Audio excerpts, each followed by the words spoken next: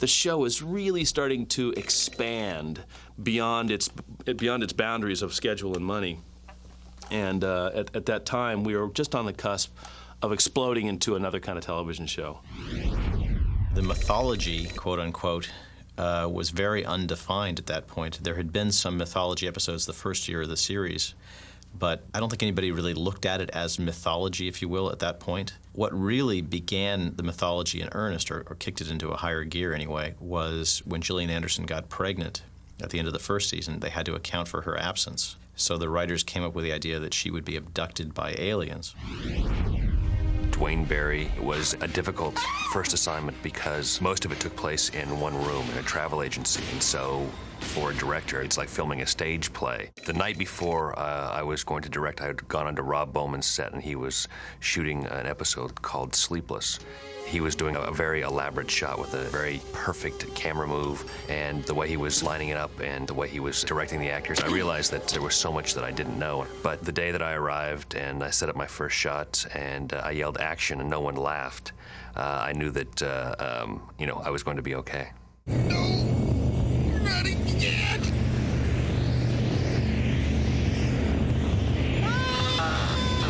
Steve Railsback was the perfect person for the part, and I had him in mind, not knowing whether or not I could get him at all. He was completely into the character. Duane Barry was not whacked out.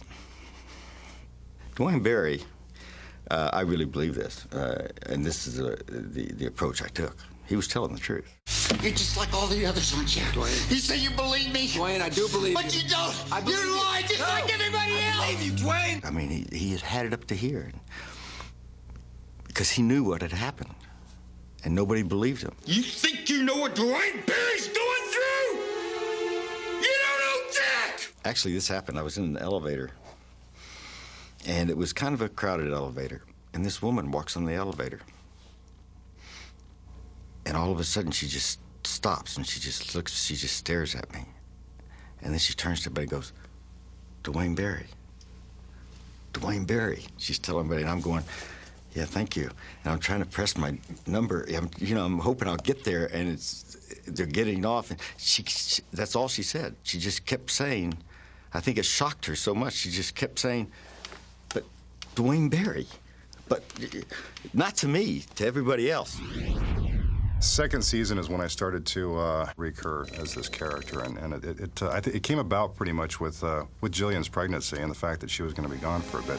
As of right now, I'm reopening the X-Files. That's what they fear the most. You know, they asked me if I wanted to keep coming back, and I said, well, yeah. A lot of my father seeped into the character because he had similar. He carried himself very similarly to the way Skinner does, and I think it's just having been around my dad so much when I was a kid and watching him in his working environment that it just and I didn't do it intentionally. It's just something that occurred, and I wasn't aware of until it was pointed out to me by my family. And this is after my dad passed away before I started doing the X-Files, sadly, because he would love being around for this. I enlisted in the Marine Corps the day of my 18th birthday. When not on patrol, we were caught. And everyone fell. And everyone.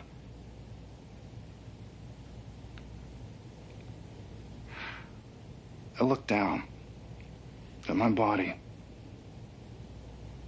from outside of it.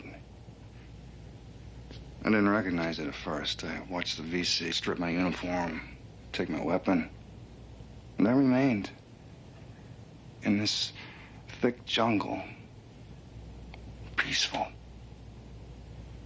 unafraid. I woke in a Saigon hospital 2 weeks later. I'm afraid to look any further beyond that experience. You are not. I didn't really think about it until I watched one episode, and I go, man, that's my dad. There was one take where I'm supposed to throw X up against the back of the elevator. I guess it wasn't violent enough, and Bowman said, heat it up a little bit. You looked a little weak there in that last shot. We did a take, and it was sort of stunty. It was sort of like you grab him, and there's ways to fake hits, and I thought, well, these are the two grizzly bears, you know, and I don't know. They're both big dudes. I mean, both Mitch and Steven, I couldn't tell you 5 out of 10 times who's going to pull that one off. And so we did the take, and I went back to both of them, and I said, listen, I'm handheld. You can go anywhere you want. The camera will move out of the way, but I'd like one that's as close to full speed as you can do without getting. He goes, how about if we just do it? So the next take, I threw him up against the thing so hard it knocked the back of the elevator out.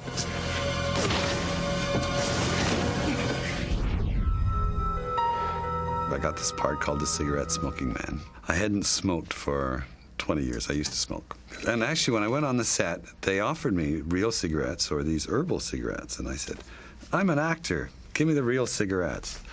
I can do that. So, you know, I did the first episode, and I smoked these real cigarettes, and everything went fine. And they called me for another episode, and same thing. I used the real cigarettes. And then I found myself sitting at home thinking, gee, sure wish X-Files had called me for another episode. And then I realized I can't do that. The key episode for me, I guess, was One Breath. I mean, that's where I really finally had, for the first time, really had a really big scene, which was when Mulder confronts me in my apartment. Sit down! How'd you find me? Shut up! Tonight I ask the questions. You're gonna answer me, you son of a bitch! Don't try and threaten me, Mulder. I've watched presidents die. That, in a way, was, the launching pad, I think, for the character, and everybody kind of went, oh, yeah, this is interesting now. I mean, we've established the devil. We can't kill the devil. If people were to know of the things that I know, it would all fall apart.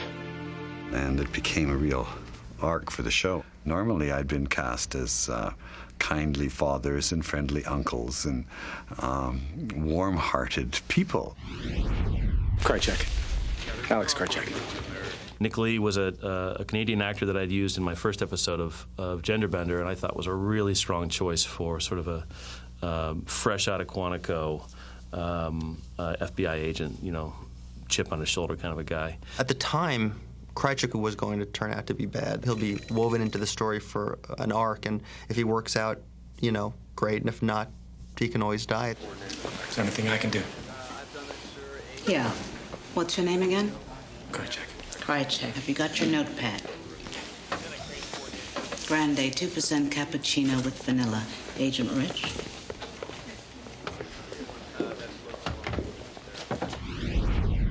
The decision was made to have a very secretive character called X. The original casting involved a very fine actress named Natalia Nogulich. She wasn't bad. I mean, she was very good, but there was something about that character. I think Jim and Glenn and Chris decided that this wasn't the right chemistry.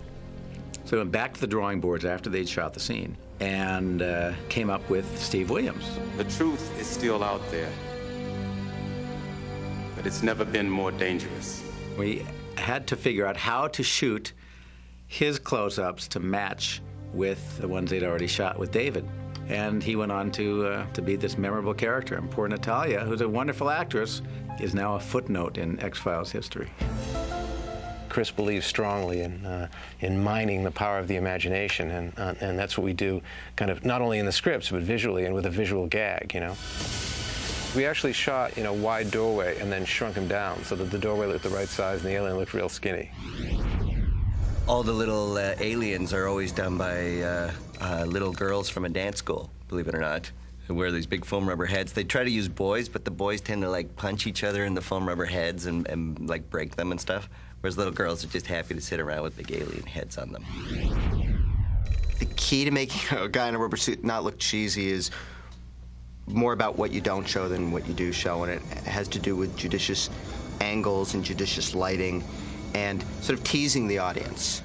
I got a call from Chris Carter saying that he wanted me to direct one of the early episodes of the second season, and he said that the premise of it was about a half-man, half-worm.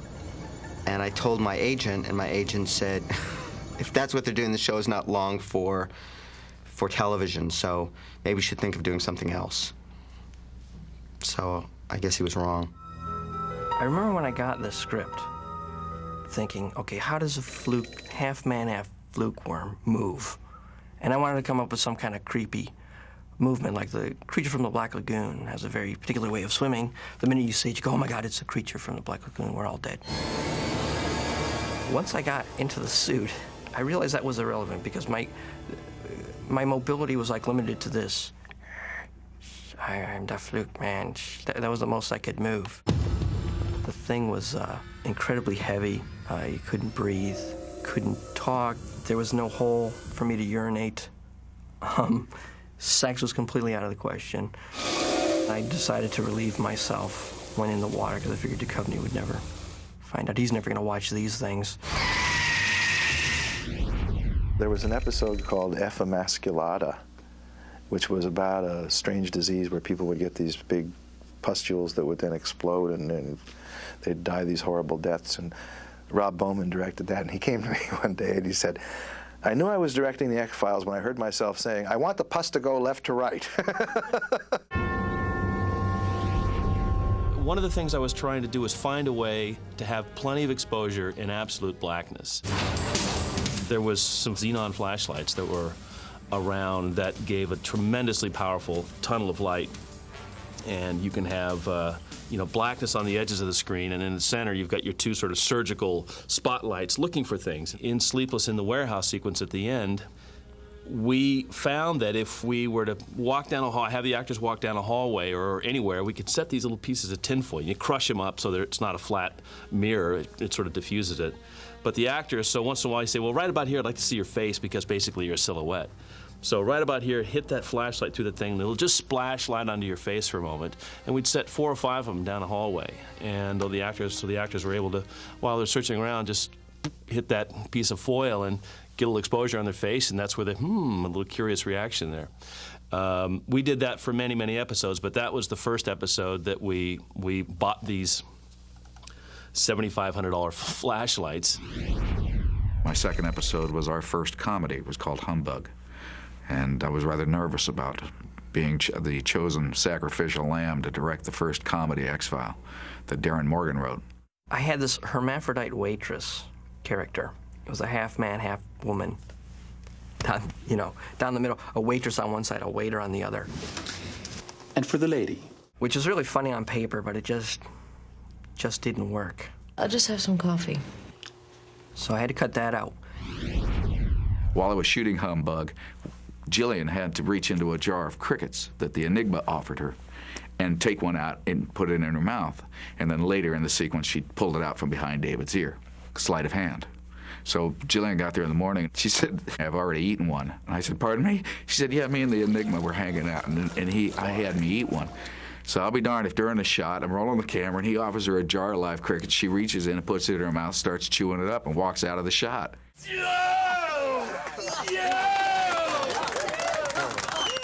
Well, what people think is that she actually swallowed it. She didn't. She spit it out. But she did kill it because she chewed it up pretty good. To do this kind of work this hopefully well, it's a sacrifice. I mean, it requires a lot of work. We were all thrown together and got to know each other really well and have developed wonderful relationships over this period of time. It was great to be a young filmmaker at the time and getting fabulous production experience, shooting fun stuff that I couldn't wait to see, let alone figure out how to shoot. It was cool stuff. Toward the end of season 2, I realized that The X-Files was a bona fide big hit. I knew that we were onto something very special in television, something I don't think will ever happen again in television. It was exciting at the end of season 2 to realize that we could only get bigger and better from there. You don't get this kind of opportunity in TV, so it's like the career gift.